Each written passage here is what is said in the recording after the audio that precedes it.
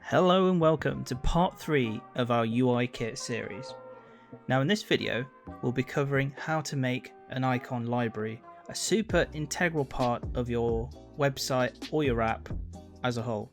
Now before we begin, I just want to go over an example of what we're going to create. So the World Food Programme by the United Nations has its own UI kit for this website here. And all the sub websites they create, all the components on here are kept on this UI kit, which is widely available online, which is uikit.wfp.org, and in it you get a full UI kit that has all the icons, the components, the forms, the inputs, the buttons, everything you could imagine, even the colors. And it goes into detail which colors they have, for what purposes, when you should use them.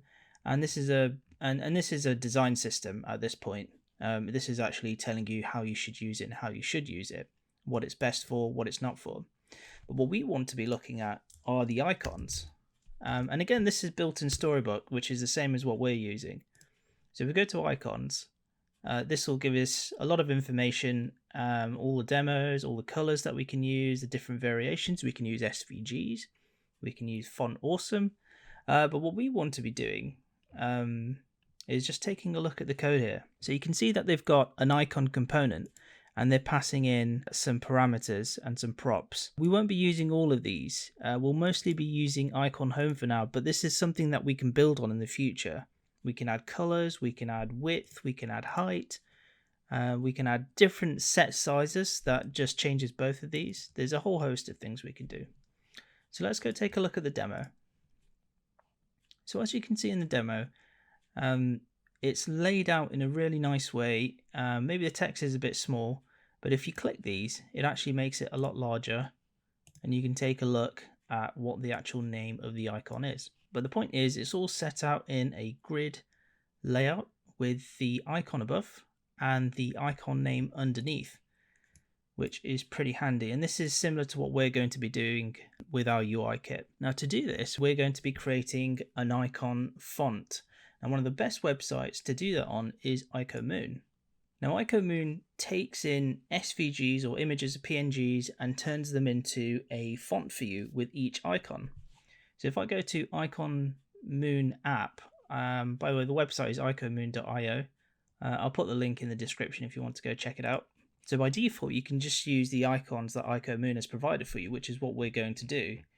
But you can also go to other websites and then download them and just click import icons, and then you can basically create your own font full of your own icons. But we're just going to use the default for now. So if we make sure that we click select all, that selects all of them, and then if we go right at the very bottom where it says generate font and click that, it then should take us to the page where it's generated a new font for us, and then we can go and have a look at the code.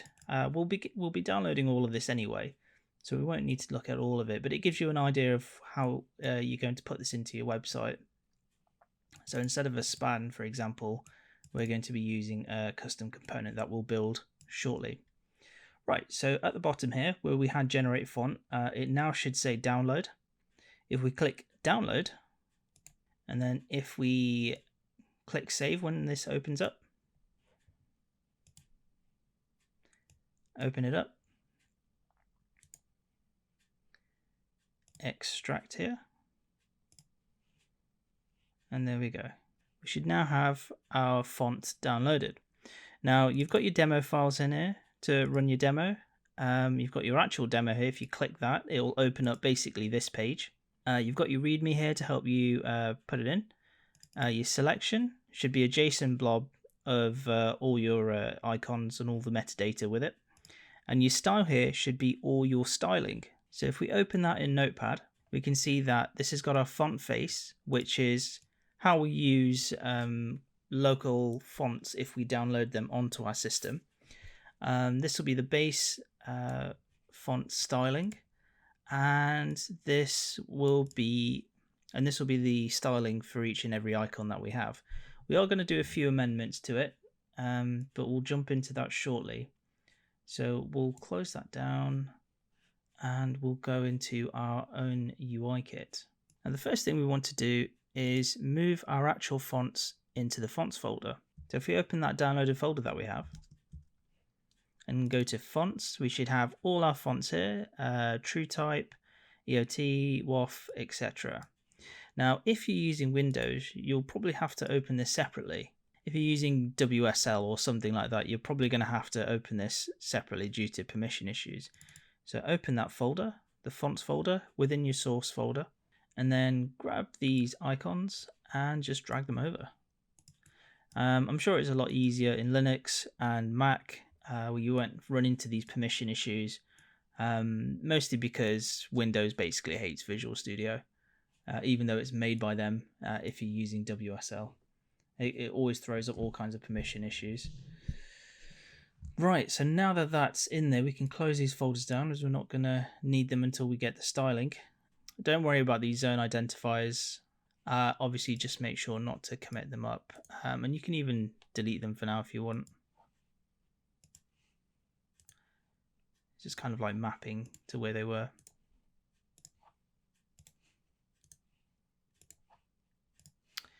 Brilliant. Now the next thing we're going to do is create our icon component. So if we go to components and we click new folder. So once we have our icon folder, we will create a new file in it, which will be our actual component, icon.tsx. We'll make a styling file, icon.sass, and we'll make the index file for this component. Now this index file is basically going to mean that when you try to import this component, it's just going to import it from the root rather than importing it like this, which would be annoying. Instead, all you have to do is that, and it just cuts down a bit of bloat in the imports. So we go to icon.tsx and we'll start building this component. So we first obviously want to import React. And then we want to create our component. Because we're using TypeScript, we have to make sure that it's a function component as a type. And it is a functional component, so we're going to write it like this. And we're going to return the JSX. And we are going to use an I element, which will have a class name, which we will determine shortly. And we'll leave that blank for now. And we'll make sure we export the icon component by default. So that's how our basic component is set up. But we do want to add a few props to it.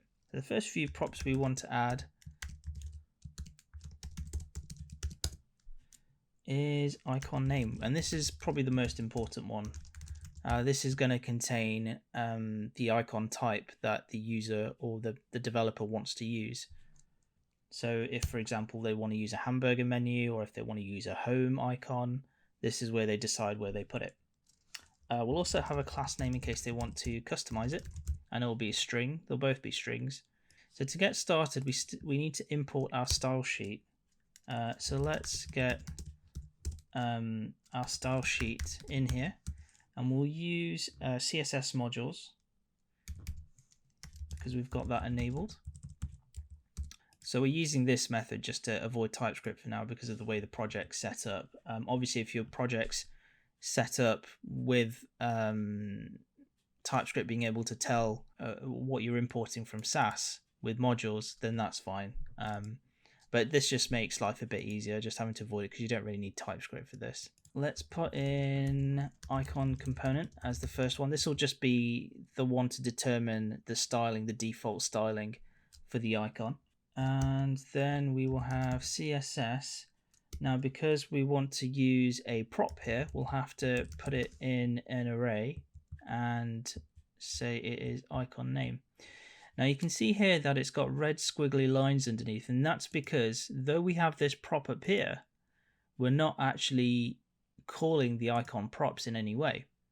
So let's change that now. So within here, we'll call the props via this type here. So this type now is using icon props against it. And also here, we need to just specify in the parameters, the function parameters, that we want to use icon props as the props for this component. Now we still see the red squiggly line, and that's because we're using a destructured version of this. And what I mean is we're not actually including the props part, which you normally have to do in React. But because it's a bit annoying to have to repeat ourselves, and we want to write dry code, do not repeat yourself, we want to include our props in a destructured way.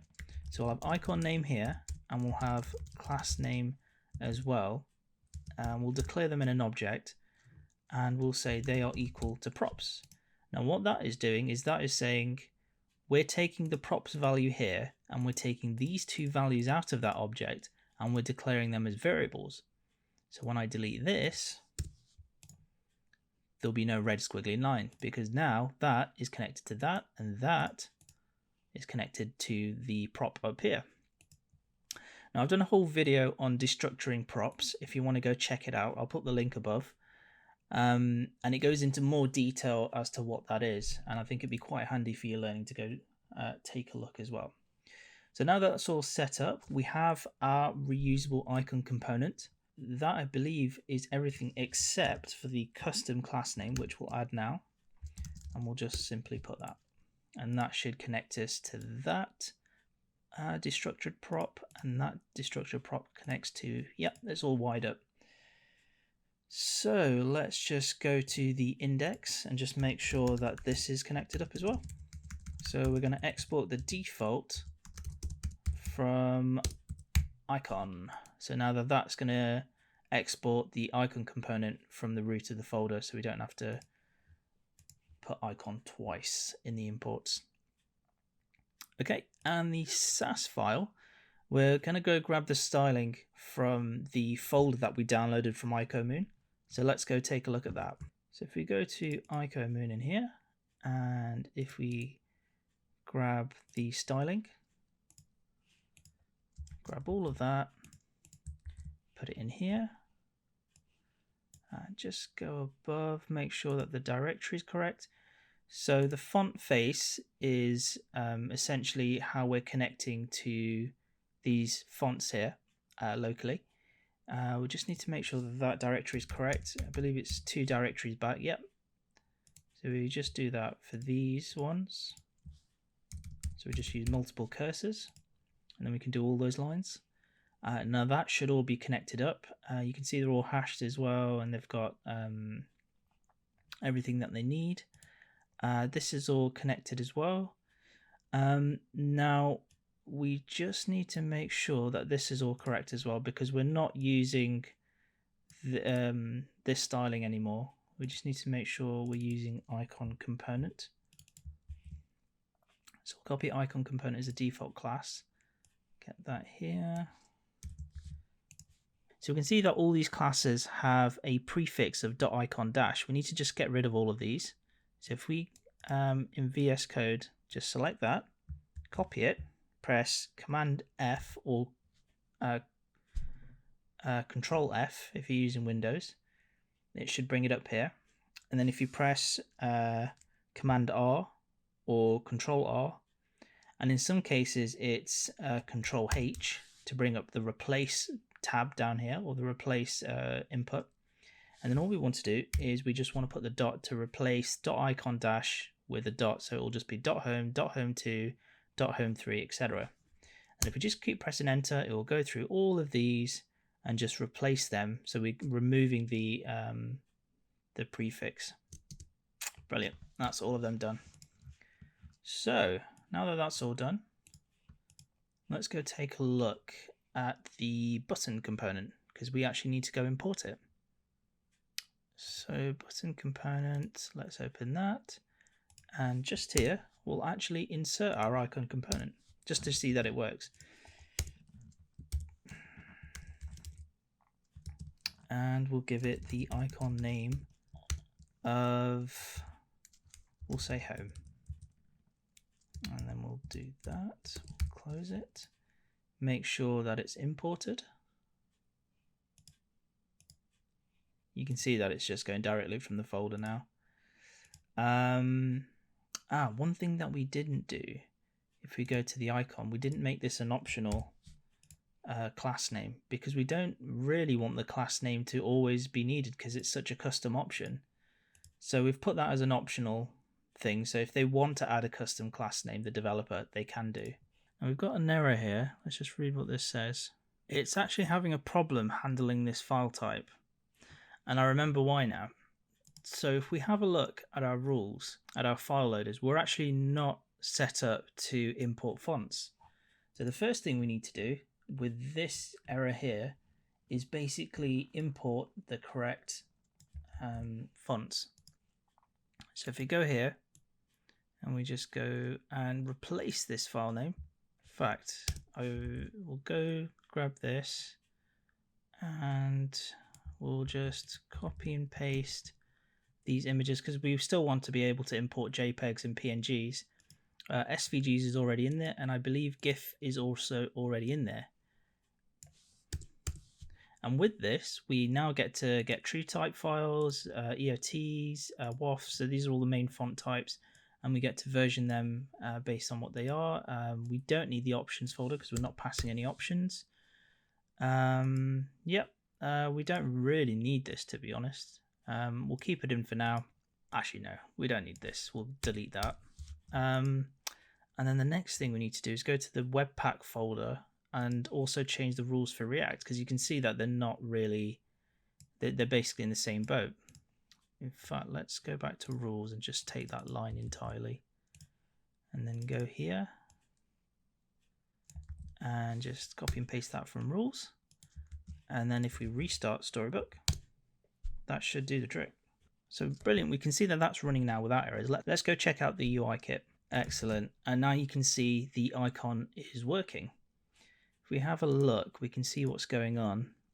So we can see that we're passing our icon component and CSS modules is hashing that. We can also see that we're passing the home component. And if you can imagine that there's going to be multiple instances of this icon, because we're using CSS modules, you can insert that multiple times and it will still be valid from different components, and the styling will be scoped to that component where it's used. And we've not passed a custom styling, we've not passed a custom class, but if you wanted to, you could then style the component even further.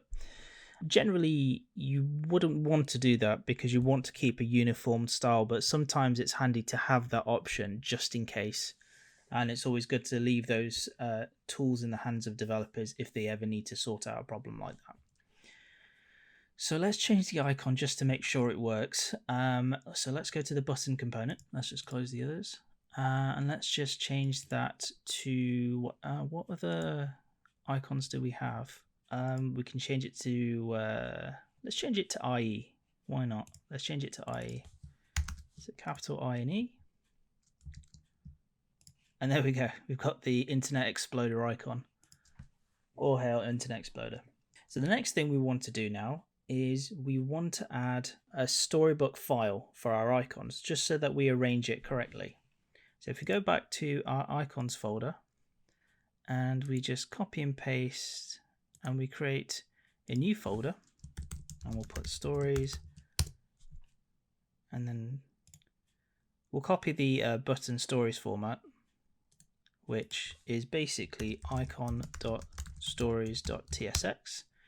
If we go into here, copy that, put that, and what we'll do is we will create a new Sass file in here and we'll call it iconstory.sass, and we'll just import that here, iconstory.sass, and we'll change that to icon. Change that to icon, and we'll put that as icon name, and we'll equal that to let's say home for now. Make sure this is imported. Get rid of button here. Icon. I think that's the basics of it set up. Let's have a containing div around this, and let's just call that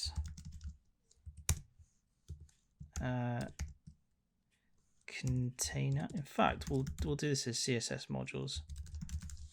What we'll say is const CSS equals require, and we'll just pop this into here. So now we've got CSS modules, and we've got a container in there. Put icon in here. So now we've got a container. We do also want another kind of container around this. So we'll add another one, and we'll put class name CSS dot, put it as icon wrapper. So now we've got styling around that. Let's go into here and just add these. So we'll put container,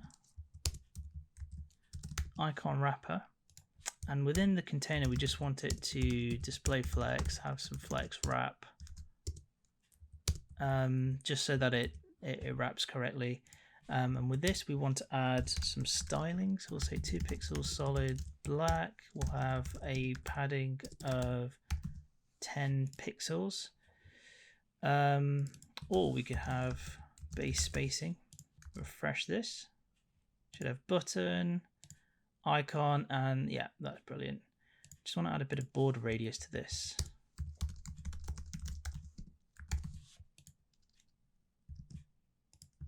Just needs a bit more. Let's add 6, double it. Yeah, that's a bit better. Add a bit of margin as well. We'll leave the margin. Okay, so let's start stacking these up.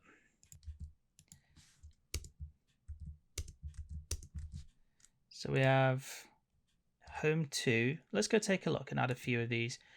Ideally, what you'd want to do is basically add these as an array and have all the icons one by one in an array. So something like this, const icons, and then within here you'd have icon 1,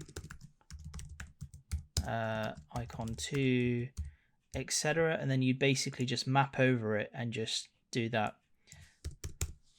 But for now, we're just going to show you an example of how it should look, and then obviously how you finesse it and tidy it up is up to you. Let's just go grab a few more. So we'll go with office and newspaper.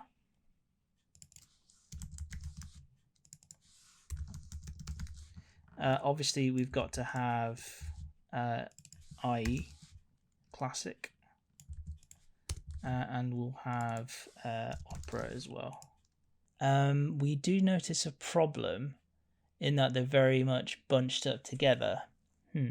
So we could add a little bit of margin. We could go here and just put justify content space between, and then maybe double the padding, and then have a look. There we go.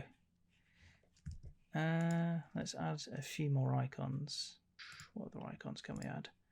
Could add eyedropper and blog. Let's add those.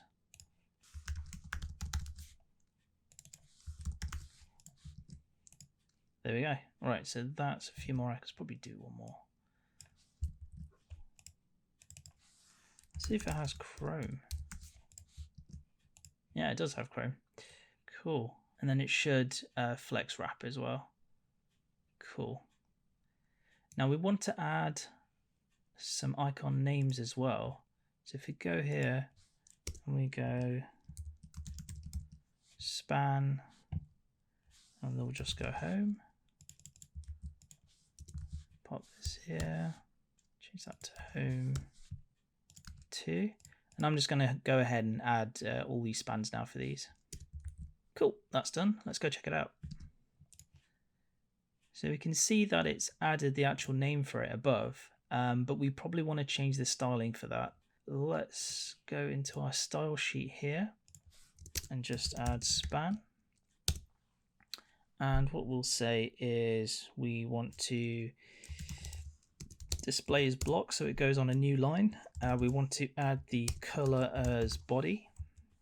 I think it would be color body, wouldn't it? So we're setting the color to body. Let's go set the font size to, let's say, 10 pixels. Let's go have a look. Now it's quite similar to what's on the United Nations website. If we look at them side by side, obviously this just needs to be center aligned, which we'll do in a moment. And I do personally feel that needs to be a bit bigger to be a bit more legible. So we'll do that now. So let's change that to 12 pixels. And we'll make sure that this is text aligned center within the icon wrapper. And if we have a look, that is nicely centered. That has our icon names underneath. So yeah, I think that is mostly a success. One thing you can notice though is because of the icon sizes or the names of the text, they're all a little bit uneven. So we can manage that by going to icon wrapper and just setting a max width. Let's set the max width to about 100 pixels. And we'll set the width to 100%. That actually might be a bit small. Let's say 150. And then we'll set the height to, auto. Right, so now that it's got a set width, we might want to get rid of this padding just to reduce it a bit. We'll give it the same treatment. We'll add a max height as well. Oops. Just reduce that actually, that's really big. So we'll add a max height as well. Let's go check it out.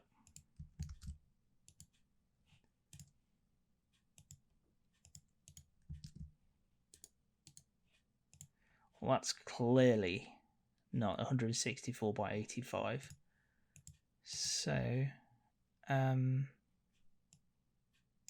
let's just change that to height and width. Let's get rid of this entirely. Still a bit too big. So, I mean, that's a decent height. I would probably say we could get away with changing that to 100 again.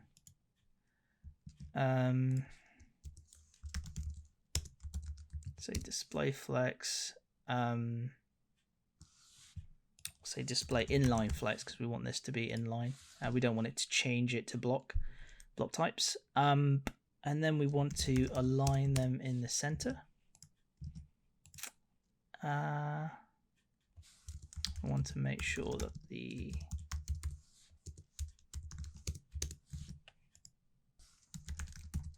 misspell that.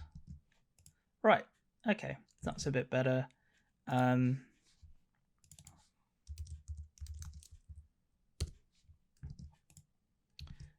What we want to do, in fact, we can just keep that as block, to be honest. Let's add a bit of margin top to this. We'll say 10 pixels. Cool, I think that's a lot neater now. I would want to increase the font size on this. And I would also like to be able to change the colors. So what we do is we'll go back to the icons component and we'll make our final changes, and then that should be our icon library set up. So if we go to the icon library, we can see that we've got two props here. We've got class name and icon name. What we also want is to have size here, and we also want to have color. We'll use color as the American spelling. So we'll add these here and destructure them. And we shall add them here as class names. So we'll say CSS size, and we'll put, we've now added size and color CSS module classes. We do want this to be variables. We don't want them to be required. So if we go to the icons, we'll go to the top and we'll put sizes here. and we'll say dot small, medium, and large, and we'll set that to we'll say 16 pixels as small.